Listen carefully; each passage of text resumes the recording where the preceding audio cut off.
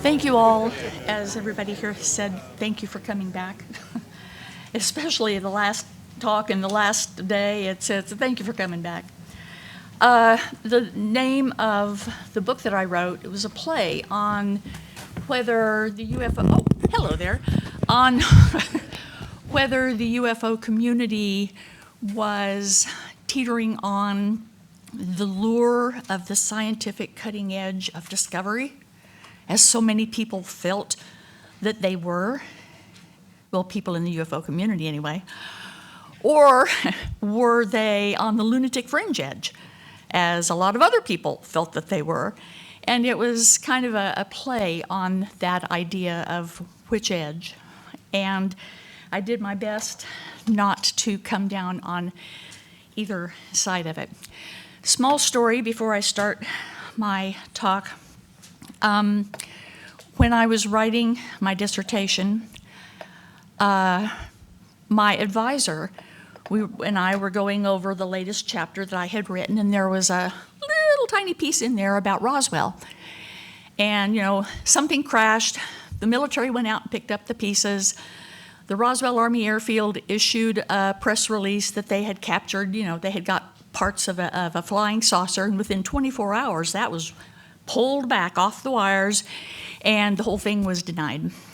And my advisor read that aloud, and then he looked up at me, and his eyes were as big as saucers. And he said, "Brenda, you can't say these things. It makes you sound like too much of a believer." And I said, "No, I have to say these things. This is central to the whole history of the modern UFO phenomenon, and to omit saying something would be a mistake." And I won out. But that just goes to show you how low the bar was for transgression, for being accused of being a believer, which was a no-no.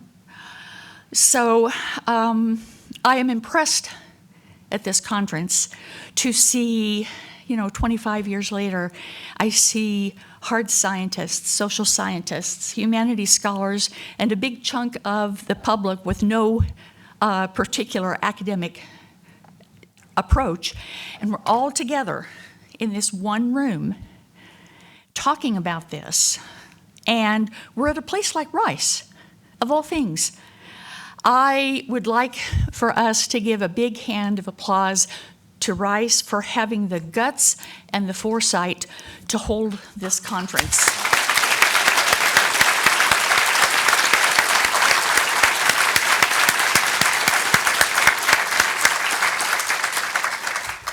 Okay, let's see how much damage I can do here now. I am pleased and honored to be here today. At the end of my 2001 book, I quoted J. Allen Hynek and Jacques Vallée's statement that UFOs offer us an opportunity to increase the borders of our awareness and come to a new knowledge founded on a new science. Today, I'd like to add, and a new religious studies. For the purpose of this talk, I want to ignore the extraterrestrial hypothesis. I have doubts that it's the entire explanation for the true unknowns that lie at the heart of the UFO phenomenon. It could be true in part, but I just want to set that aside for now. Instead, I'd like to put together another set of ideas. See the old gray-haired lady there? I'd like to put together another set of ideas about the possible provenance of UFOs and their occupants. I'm not willing to bet the farm on these ideas, but I believe they are at least somewhat plausible, and I appreciate the opportunity to run them past you. We start out by considering consciousness. The dominant scientific point of view about the nature of consciousness is that it has arisen out of a material substrate via the processes of evolution. It's an epiphenomenon of the material brain. However, go back. There we go. However, okay, now I'm really in trouble. Let's see. On your end, maybe, but on my end, I'm sinking. Let's see. Okay, scroll bar. That should maybe do the job. Brenda, just use I need to scroll down. Oh, yeah. Just make sure you're in the box. There you go, see? I got you. A lifesaver. A growing number of scientists and physicians and other thinkers believe that consciousness exists independent of the brain. The physicist Paul Davies believes that consciousness is, and I quote, a fundamental feature of the universe, not just localized to human beings. The political scientist Alexander Wendt and philosopher Bernardo Kastrup suggest that consciousness in human beings is a particular instance of the collapse of the larger universal wave function that is consciousness.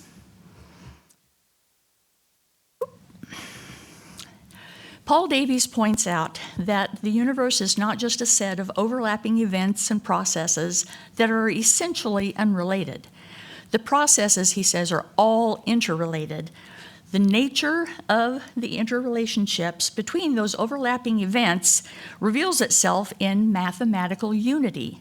Together, these processes and the events together they organize toward consciousness. Consciousness is a self-organizing result of all of these processes. Because these mathematical laws operate everywhere, Davies says that we can expect consciousness to have evolved in places other than Earth. And I seem to be lost again. Oh, look, there it goes. We can expect consciousness to have evolved on other planets orbiting other suns, very likely. But I was left wondering, what about other realities that are also described by mathematics? The discipline of physics, much of it, if not all, theorizes that there are other dimensions of which we're not normally aware that are more or less right beside, or better yet, interwoven with what we experience on a day-to-day basis. Physicists have tentatively mapped their nature and speculated about what reality would look like from within them. So I wondered, what if evolution in our little corner of the universe was not limited to the 3 or 4-dimensional reality that life forms like human beings live within and can easily understand? What if there are dimensions of reality that we do not experience, at least not on a daily basis? Assuming that in one sense or another they do exist, is there any necessary reason why the processes of evolution, including the evolution of consciousness, would have been limited to our 3 dimensions rather than operating in all dimensions that are available?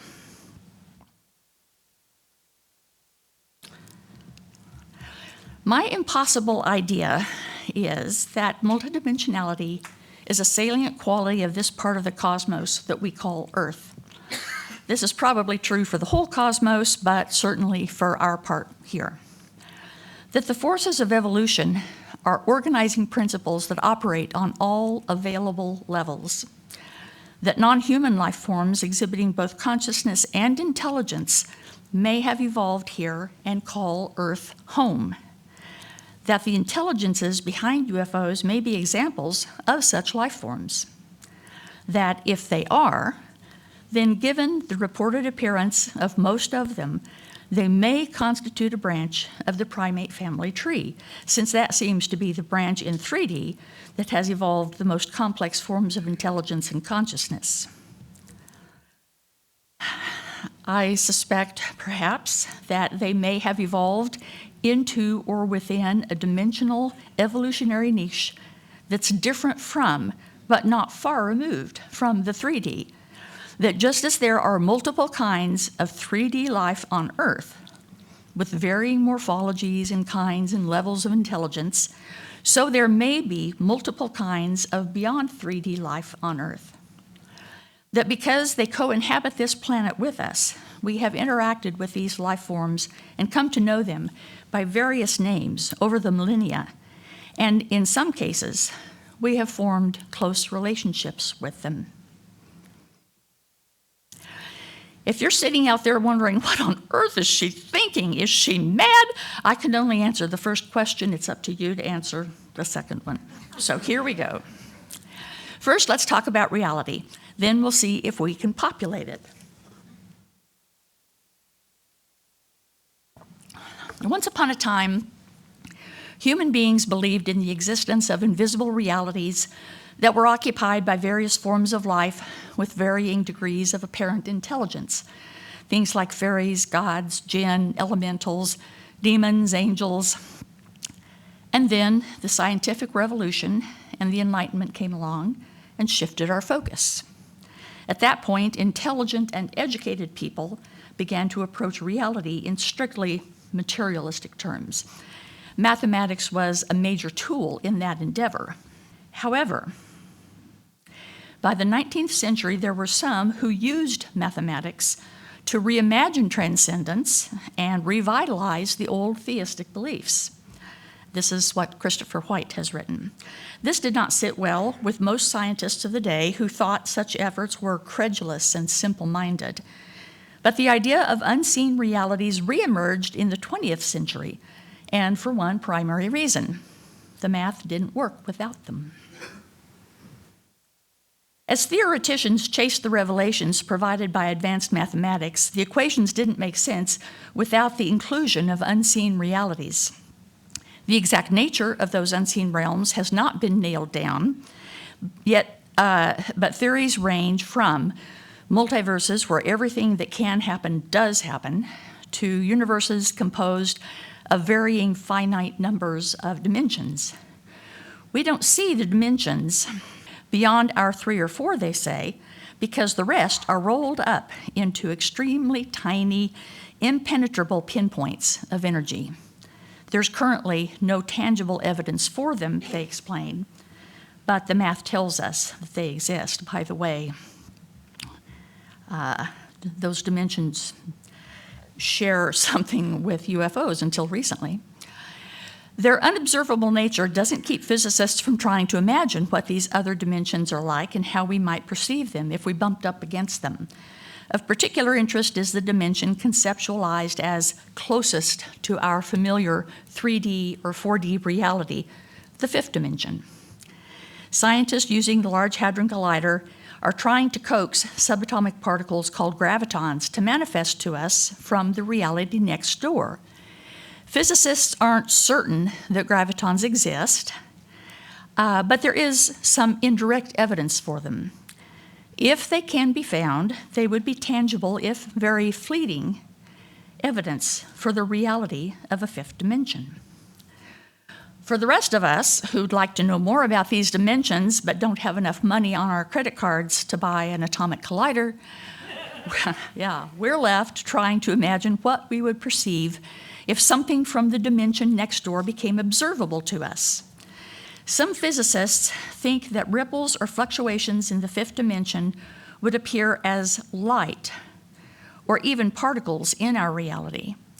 Whatever we could perceive would no doubt appear distorted or wavy because we'd be seeing, in effect, shadows from the other dimension. Imagine our 3D reality to be a swimming pool, they say, and human beings are creatures who live out their lives underwater. We might not be able to see the ripples that form at the surface of the water, ripples from the 5D world, but we would be able to see a wavery, distorted shadow of the ripples on the bottom of the pool. We're never likely to be able to directly see or understand what 5D reality is like, say physicists, unless, and I quote somebody else, unless some other dimensional life form pulls us from our 3-dimensional spaceland and gives us a view of the world from its perspective. Not my words, their words. I suggest that perhaps this is exactly what UFOs have been giving us a glimpse into another level of reality. As any good UFO sighting database would confirm, their manifestations in our world could be described in exactly these terms. They often appear as balls of light.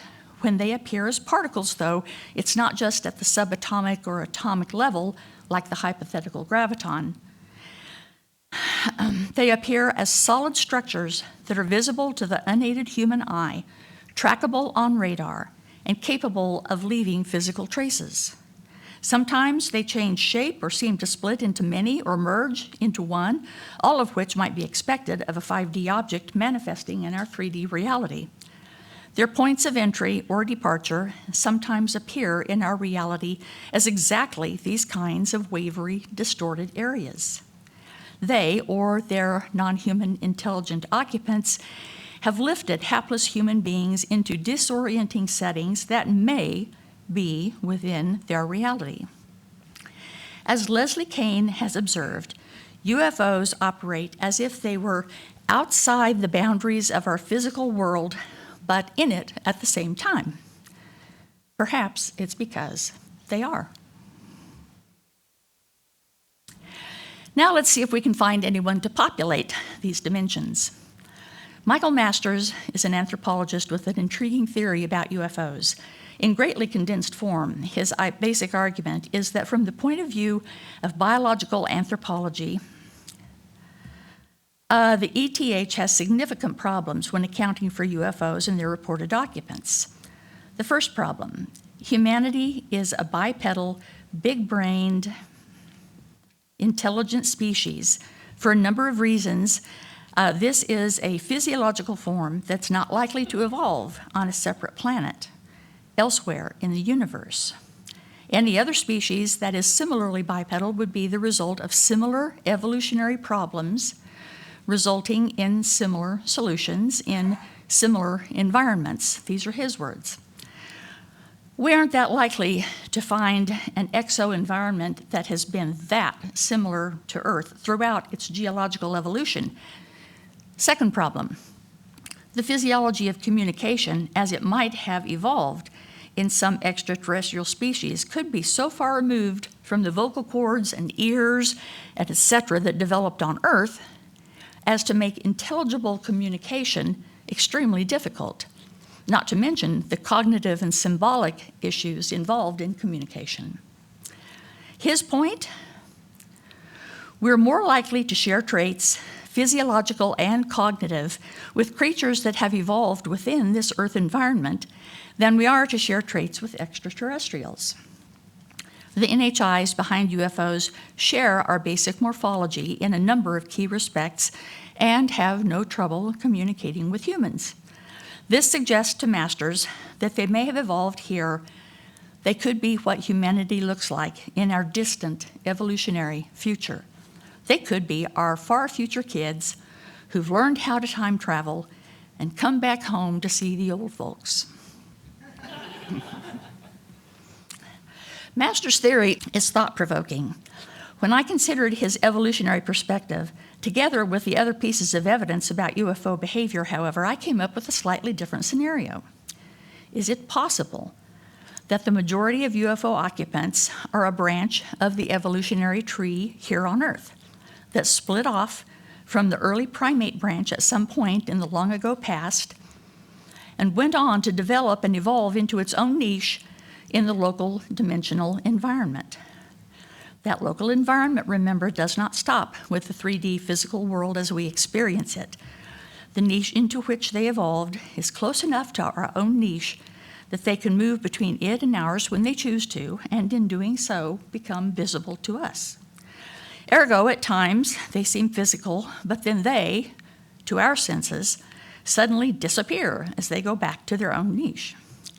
Their ability to speak to us in our many languages comes from the fact that they have lived and moved among us for aeons and had ample opportunity to track our development and learn our languages. This is admittedly all speculative, and Masters has done the heavy theoretical lifting. I'm simply tweaking his work to propose a different evolutionary relationship between us. As MacTonnies observed, alien contact, whatever alien might ultimately mean, might be what the process of evolution looks like to the human mind. Because I suspect they've been known throughout history by a number of names and may in fact comprise a variety of 5D beings, I think of them collectively as the other folk.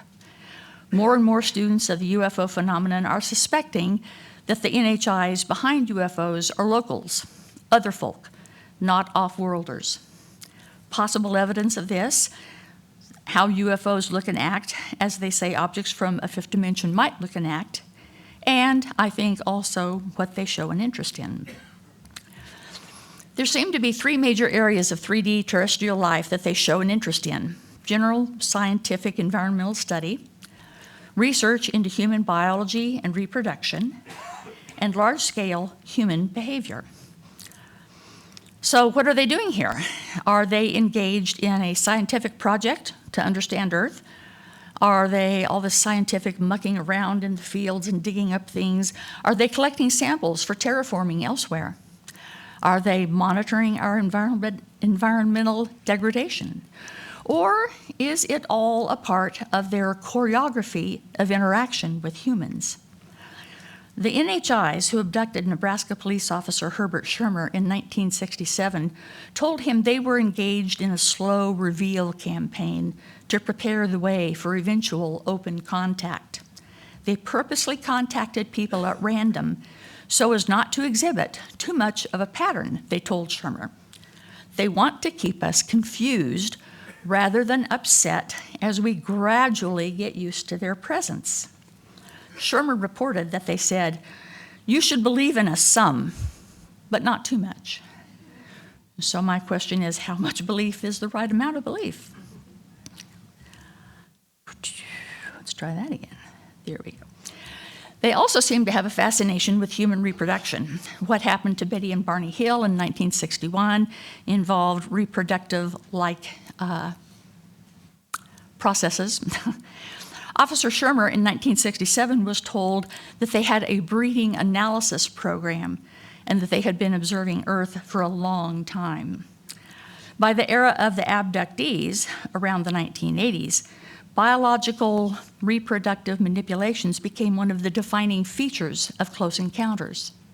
The NHI's reasons for doing this, however, continue to be a matter of debate. It has lost all semblance of being anything so neutral as a matter of mere analysis and has taken on more questionable, even possibly ominous overtones. The NHIs behind the UFOs also exhibit an interest in human behavior. As noted above, they express an interest in our environment and give messages to some of those they contact advising us to take better care of it. However, it's just words. They aren't reported hovering very often near toxin-laden Superfund sites on land, nor near the floating garbage islands in the Pacific Ocean.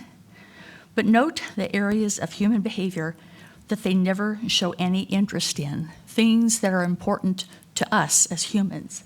A whole list of things that they just, you don't hear them talking about it much.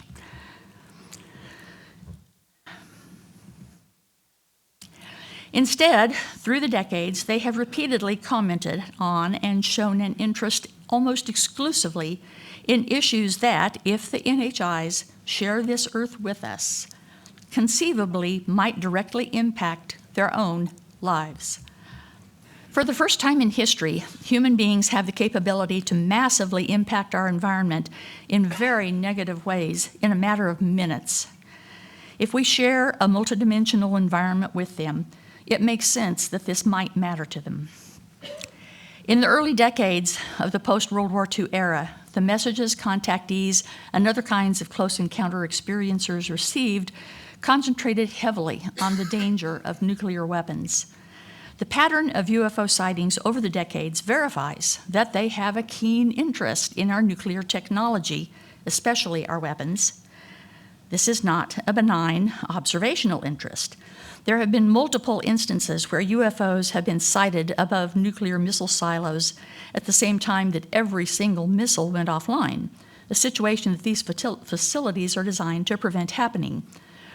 A few other times, they've been present at the same time that nuclear weapons facilities went into launch mode for a short time.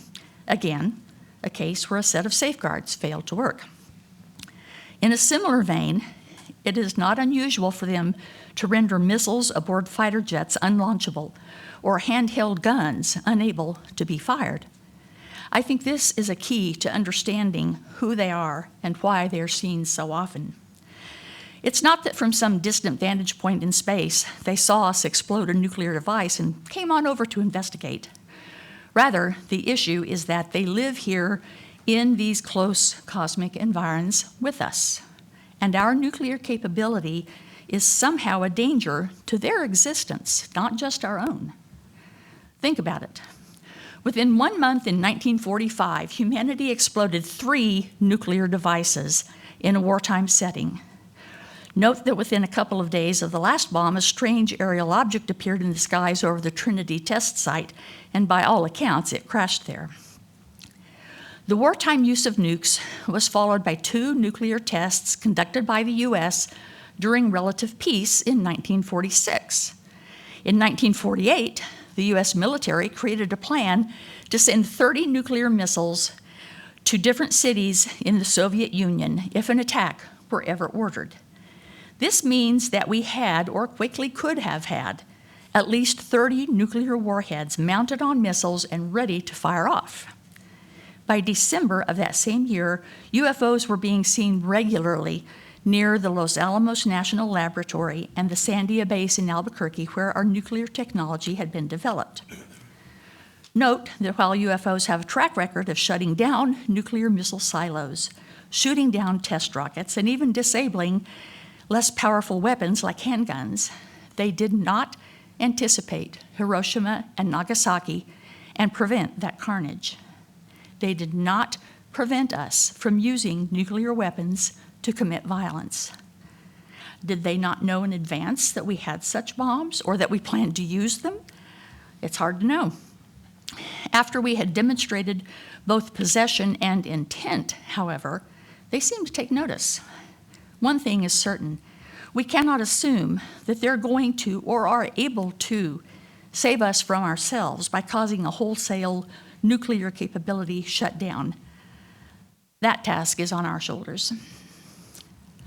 That being said, if your next-door neighbor was storing 10 tons to 50 megatons of TNT on their property, and if you knew that they were prone to react to a lot of things with fear and violence, wouldn't you be a little concerned too?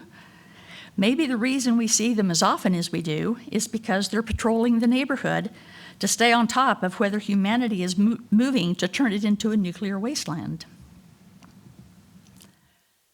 No matter what dimension you think UFOs originate from, that was fun, it was fun.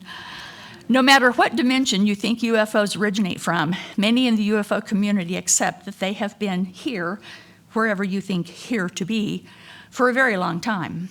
So what does that mean for us? There have been numerous theories about the ways in which UFO entities might have interacted with humanity down through history. They may have been involved in the biological evolution of Homo sapiens, some people think. They were involved in the creation of great monuments and temples in the ancient days, either directly or at least by assisting humans. This is what other people think. Most of these theories have been discounted as giving too little credit to the natural processes of evolution and to the growing ingenuity and talent of our species over time. I'd like to talk about one other important aspect of human life in the context of our living within a multidimensional neighborhood cosmos with intelligent beings populating it: our religious beliefs and behaviors, which tend to be triggered by UFO-like phenomena. In October 2017, a foreign object was discovered traveling through our solar system. It defied the laws of physics governing the movement of things like asteroids and comets. It was, some suspected, a technological rather than a natural thing, a mechanical stand-in for our first confirmed interstellar visitors. The many conversations that ensued about this wanderer, to quote Avi Loeb, often veered into the religious. Avi Loeb, as you know, is a professor of astronomy at Harvard and was involved in the discovery of this object known as Oumuamua. It's not an unusual reaction to encounters with an unexpected other that fall outside the parameters of the unknown. In 1973, the chair of the physics department at Southeast Missouri State, Harley Rutledge, assembled equipment and a college-educated team of observers to track and try to explain away a series of UFO sightings that had been occurring in the area. It was the first scientific field study of its kind, and the findings were not at all what everyone expected. His first unmistakable encounter with a UFO left him in awe, just like the people who discovered Oumuamua. Harley Rutledge wrote, "A great wave of excitement overwhelmed me. More was involved than the measurement of physical properties of UFOs by dispassionate observers. In this project, we dealt with an intelligence equal to or greater than that of man. In my opinion, this additional consideration is more important than the measurements or establishing that the phenomenon exists." As Avi Loeb noted, reactions to encounters with NHI, whether in person or via finding what may be artifacts, often go beyond simple awe and veer into frank religiosity. Why is this so? It's a well-worn observation nowadays that any sufficiently advanced technology might look like something supernatural to an observer lacking a similar level of scientific know-how. The result of such encounters is to awaken a fundamental religious impulse within us, even among those with a scientific bent. The reasons for this appear to be rooted in our biology. The human brain is apparently hardwired to need gods, or at least to respond to certain kinds of stimuli as if they were gods, according to Newberg, Daquili, and Rouse in their book, Why God Won't Go Away. The center of sensitivity to these triggers is in the limbic system, the oldest and most basic part of the brain. This important neural nexus was present even in Neanderthals and is part of the evidence that even our earliest ancestors likely had some kind of propensity to feel transcendence and respond with some form of worship when confronted with triggering events. If the NHIs behind UFOs have been around our cosmic neighborhood for as far back as we can remember, it would make sense that close encounters with them might have triggered our forebears just as they trigger us today, and could ultimately have led to the growth of not only mythic stories and folkloric tales about non-human creatures like fairies, jinn, and elementals, but also religious traditions about gods, devils, and angels. This means that the field of religious studies and folklore studies likely has a strong role to play in advancing our understanding of the intelligences behind UFOs. After all, religion is a worldwide, pan-historical phenomenon. This makes it potential data, a record without equal that has something important to say about our long-standing relationship with the NHIs who have impressed us so profoundly throughout our history. But I'm not advocating for a religious studies focused as usual, though that has wisdom to offer. Typically, the study of religion proceeds along two broad paths. The first is the traditional one, theological. The inquirer stands within a religious tradition and studies it as an authoritative pronouncement about what a deity wants and how humans ought therefore to behave. It is based in a fundamental attitude of worship toward the deity. The second path of study is a more recent development, socio-historical. The inquirer stands outside of, or firmly brackets, any kind of frank commitment to the religious tradition being studied, adopts an attitude of more or less dispassionate examination, and uses the tools of the social sciences and historical criticism. In other words, the phenomenon of religion is treated like a mirror in which we see ourselves reflected as social and cultural beings. Mining the wealth of data buried in the world's religious traditions for possible insights about the nature of UFO occupants is going to require a somewhat different approach. It will mean studying the gods themselves for the first time as active actors on the world stage, not as remote and mostly silent presences that are the object of human religious sentiment that is grounded deeply in the past. Putting the NHIs described in Humanities past under the metaphorical microscope. This is what we must do, using the methods of the hard and soft sciences as well as the critical scholarship of the humanities. Looking at their interactions with humanity in much the same way that we look at political, economic, and cultural interactions between, say, ancient city-states in the Middle East, not treating them just as mirrors into which we look to regulate or console or understand ourselves. Let me make myself a bit clearer. If we looked at whales the way we have so far looked at God or the gods, we would study traditions about whales. We would devise belief systems that invoke whales as a reason for how things are or should be. We would perform rituals to honor or appease whales. We would build monuments to reify our relationship to them. Or alternatively, we would study how the idea of whales has been shaped by human culture and thinking, or how humans have behaved and continue to behave in the name of whales, or the role of beliefs about and practices invoking whales in the rise of commerce in human society, the formation of social structures, the development of writing, etc. But we would not actually know whales very well in their actual there-ness in and for themselves. We would know little to nothing about the unique nature of whales' skin or anatomy.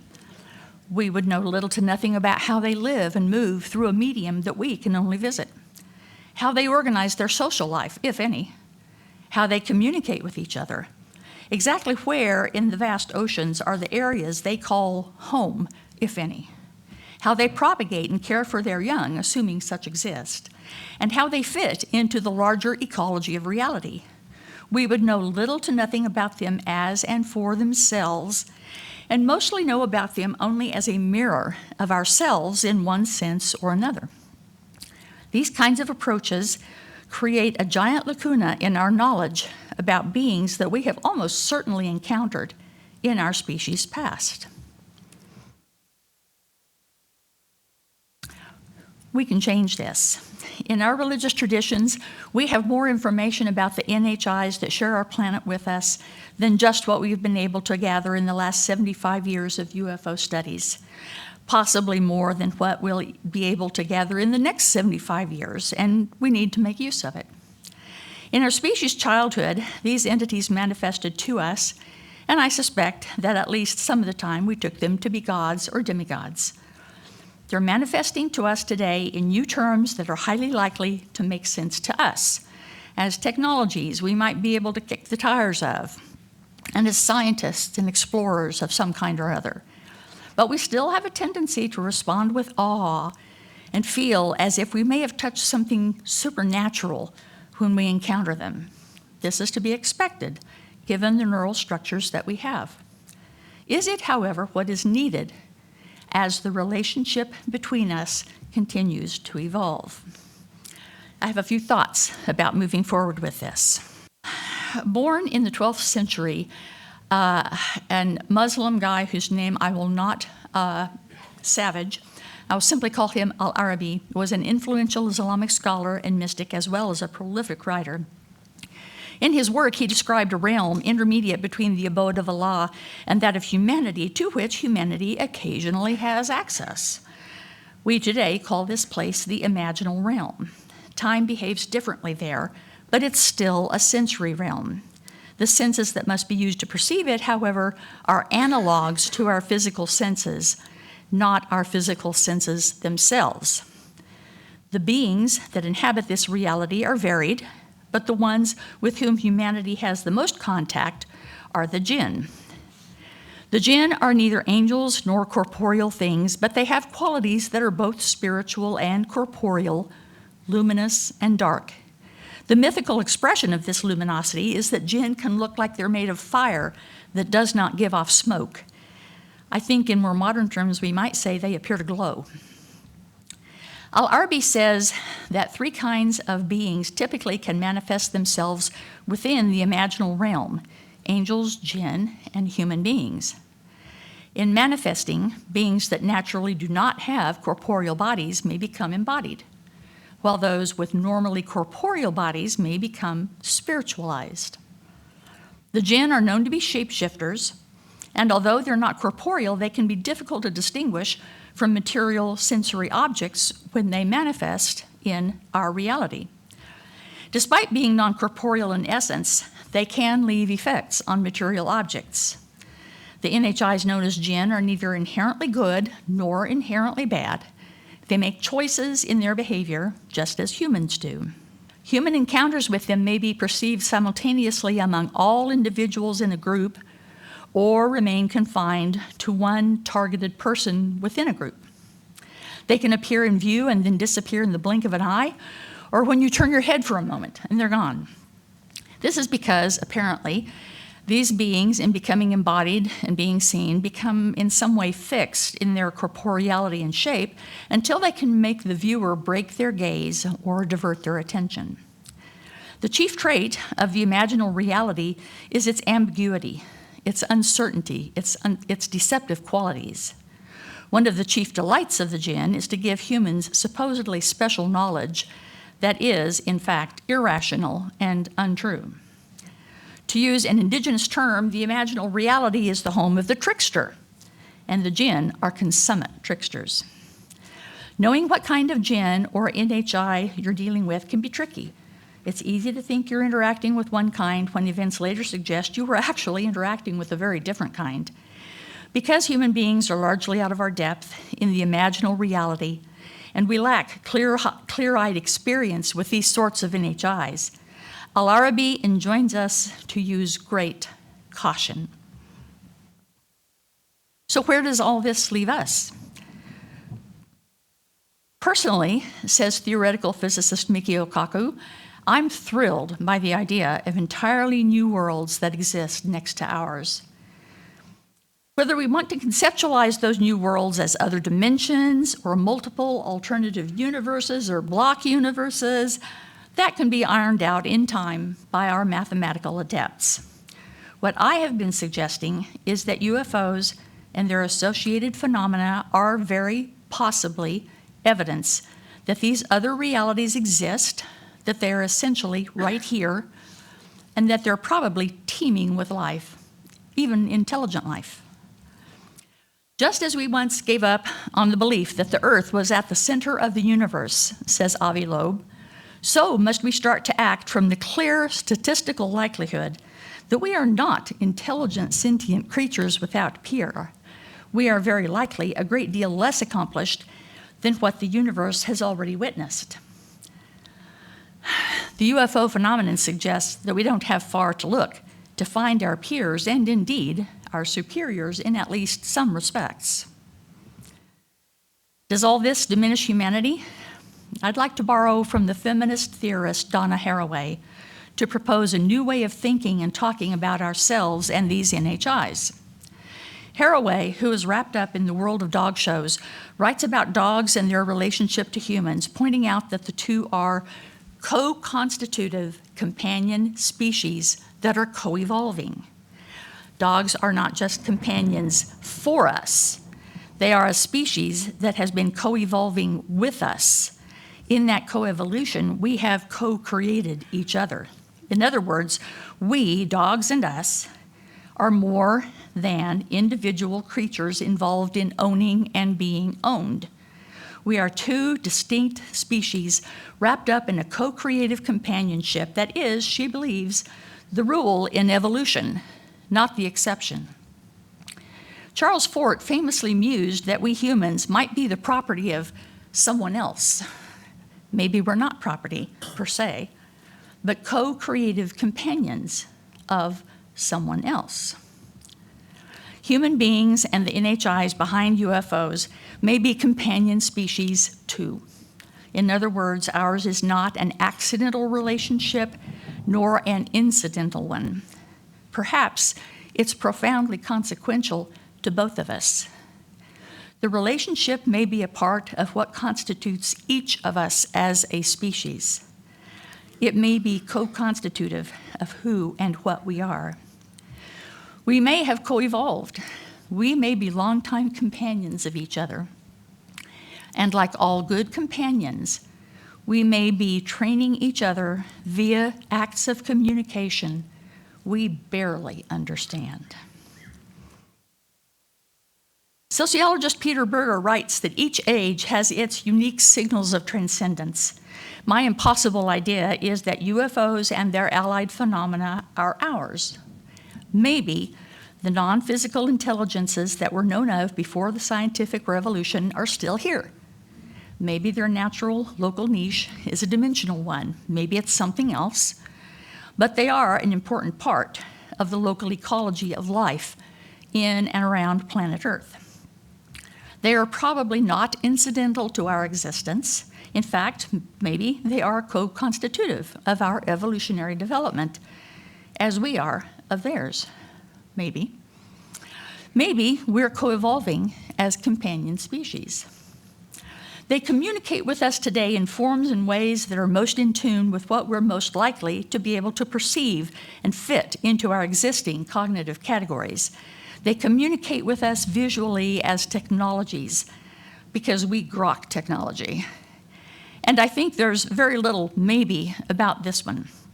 They're not going away. Disbelieving in them doesn't make them disappear as if they were just figments of our imagination. Disbelieving just makes us culturally blind to their presence. It's time to relearn about our surprisingly populated cosmic neighborhood, and do so with a broad and a surprisingly broader focus and a firmer footing. As I said above, religious studies approached from a new direction would have a lot to offer in this endeavor. So would science. But first, we're going to have to dethrone materialism from its stranglehold on scientific thought, put the materialist assumptions that lie at the foundation of much of science in its proper place within the larger context of reality. Then we're going to have to pay better attention to the experiential world around us. We need to pay better attention to our modern signals of transcendence, especially when they come to us in impossible guises. Because as Houston Smith said, enigmatic energies are at work in those signals. We have to learn how to be as humans, given these kinds of deeply weird energies. We must improve our instrumented data on UFOs and their occupants. We need to mine and refine our old data sets.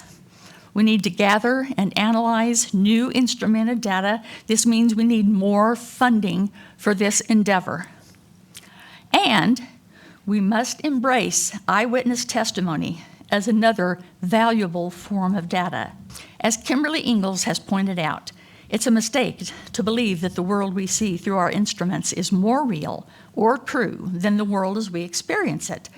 Both instrumented and experiential data provide access to knowledge and truth.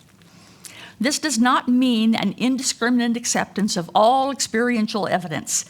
One way to judge the intersubjective value of personal experiences would be to use a set of criteria developed by folklorist Thomas Bullard, for instance, but I won't get into that here.